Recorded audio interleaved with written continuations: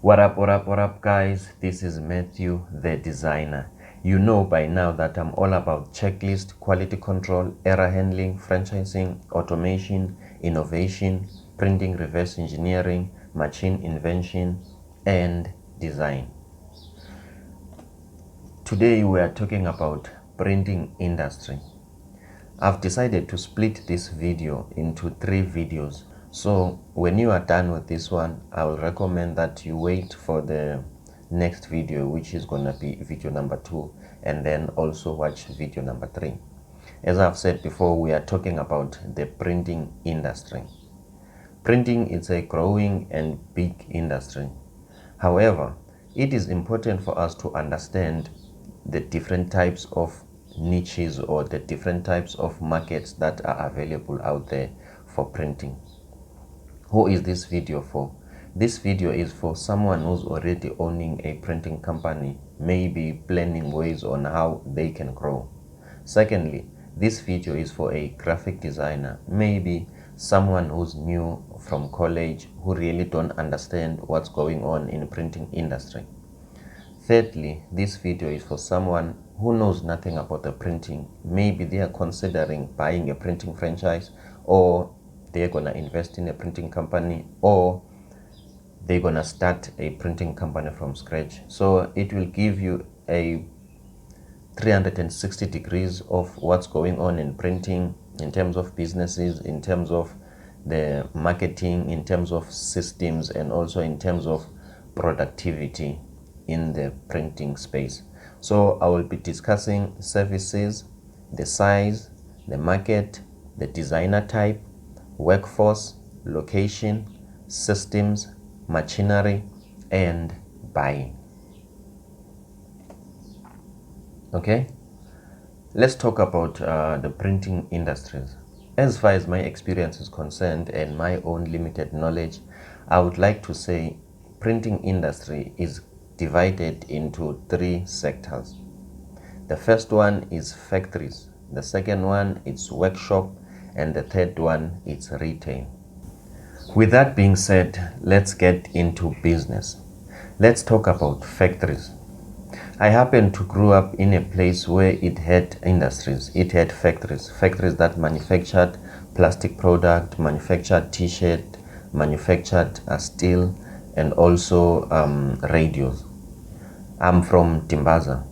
My mother used to say, Matthew, I'm all about target. Hence, everywhere when I'm working, even at home, I'm chasing the time.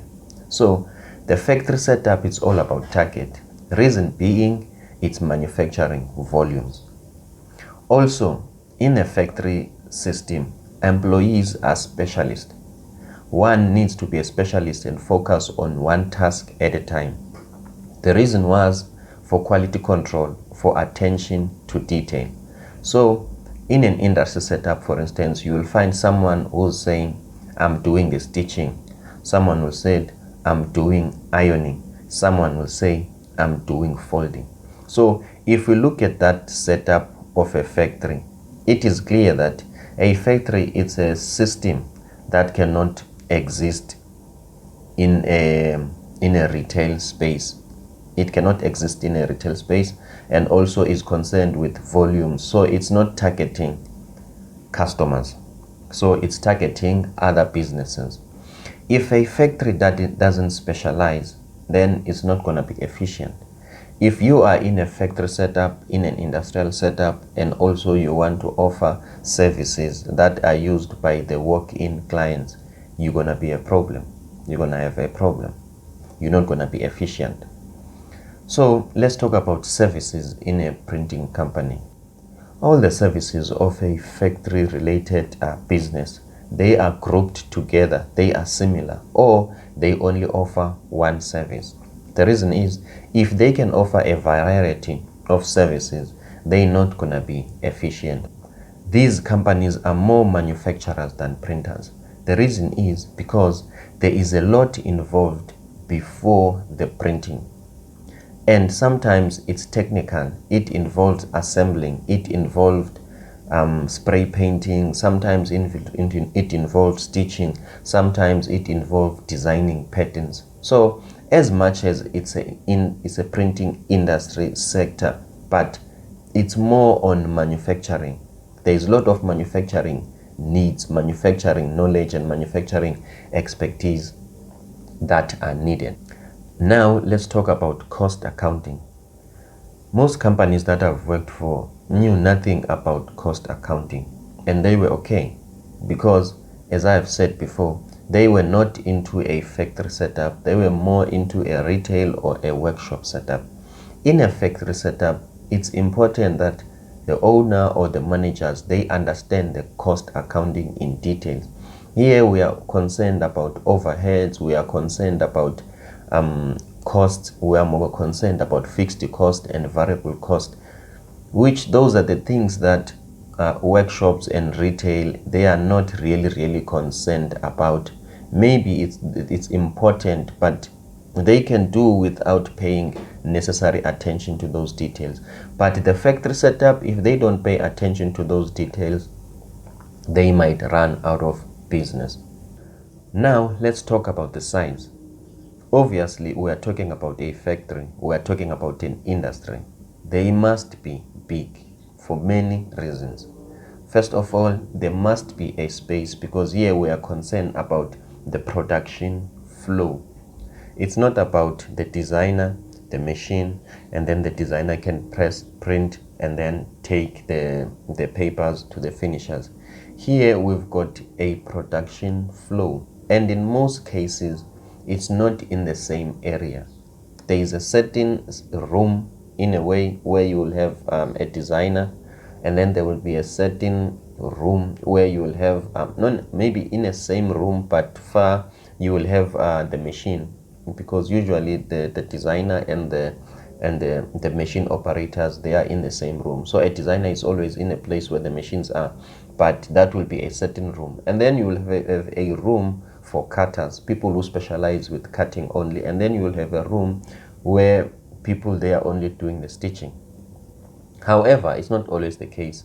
Some factory systems are set up in such a way that it's just an open space, but it's a very big space. Let's talk about the market. These guys are targeting other businesses, so it's a business to business kind of a model. They are not targeting directly customers. I once helped a factory which was manufacturing detergents where I'm from, in Timbaza. The problem that they had at that point in time, they were targeting the wrong people. They were dominating a wrong market. They were targeting individuals. They were targeting schools, primary schools, with their product, of which when I came in, I told them that yes, it might happen that you still have some sort of a small market around you that you can dominate. That is not a problem. But as a factory, given the machines that you have, given the inventory that you have, you must go big. So I had to advise them in a way that they must target other businesses. So the market that these companies are dominating, the factory model or the factory kind of businesses. It's a business to business. As soon as you target a customer, soon you will run out of business. Now let's talk about the designer type. What type of a designer do we need in this type of environment? First of all, we are concerned about speed and efficiency. Not all designers are fast, not all designers are efficient. I'm one of the designers that are not fast. I am very slow. I'm not fast. So let's talk about speed and efficiency. Remember, as I've told you, that in a factory setup, it's all about volumes. So speed is more important. Speed is more important. You must be able to finish a quick design or get designs out as quick as possible. Also, you must be efficient. In a way, you must be lean. In a way, like you must make sure that you are efficient, you save time, you work around your design systems and design processes in such a way that you do more in a short space of time. Being organized. These types of industries or these types of businesses, as I have said, they specialize. They've got a certain group of items that they offer.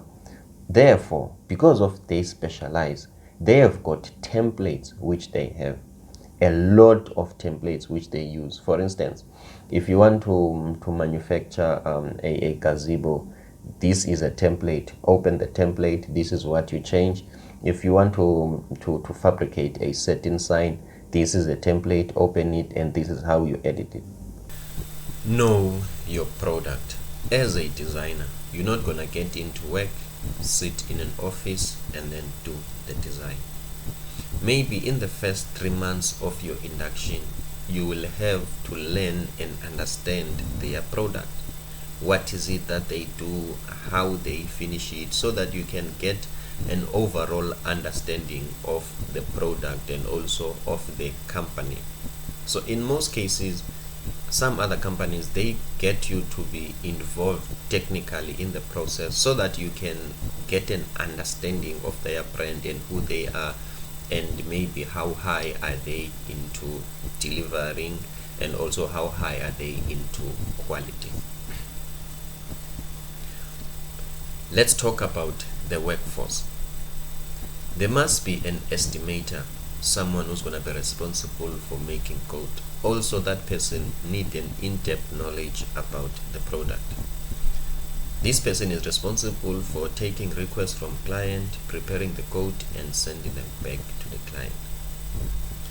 Also, there must be a sales team, someone who's responsible for selling the services, not just creating code, but also selling the services. There are different types of salespeople in this industry. There are people who are in the office. They also do sales, but they do a little bit of estimation as well. They do also some code, but they are not in the field sales. So you might get someone who's doing sales, but they are in the office. They extend their sales service into coding as well. So they are different from the sales force that goes into the field, and I believe also the skill set is different. The sales force that is in the field, they meet the customer on one-on-one, so they talk to the customers, so they must have skills to convince the client, presentation skills, like how they speak and how they present themselves, and also the knowledge in their product.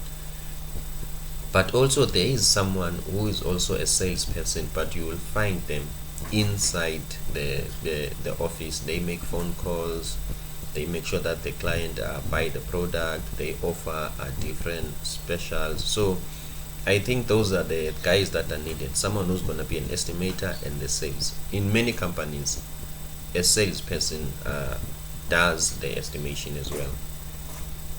Production, obviously these are the technical guys. These are the guys who will be doing the stitching. These are the guys who will be doing the fabrication. These are the guys who've got the tricks of the trade. Supervisor or manager. In this system, it is clear to understand that employees, they don't get it right automatically. They don't get it right through osmosis. It's not automatic that they get things right. So it is very important that there must be someone who's gonna help them on being efficient, on prioritizing, and what needs to be done. For instance, you might get a job now which is the deadline is gonna be month end, and then you might get a job that needs to be done in 2 days. Obviously here we also charge for an express fee, but it must be done in 2 days.